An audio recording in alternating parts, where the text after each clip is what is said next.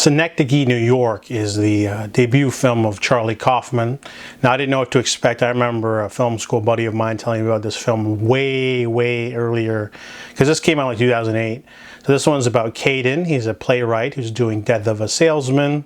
He's got a daughter and a wife, and he ends up getting a large grant to make a new play, something original. However, he's having trouble trying to find inspiration, but this movie easily turns into a cinematic puzzle on two fronts, because we're fast forwarding through his life and all of a sudden he's got a second wife and you're like, whoa, and then he's got another daughter and his first daughter's missing. He doesn't know where she is, and the movie's sort of like almost like flashing before your eyes, but it's doing it small and real time.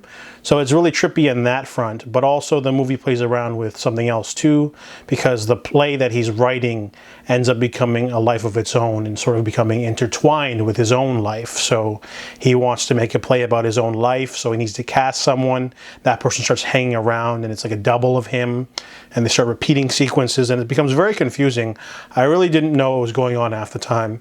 But still a really good cast and performances too. I mean, this movie's like a trip. You know, I really have to watch it again just to sort of get what's going on, because it sort of really doesn't.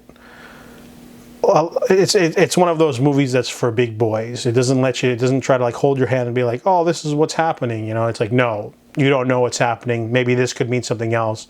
Watch the film again in a couple of years. Maybe you'll get something new from it.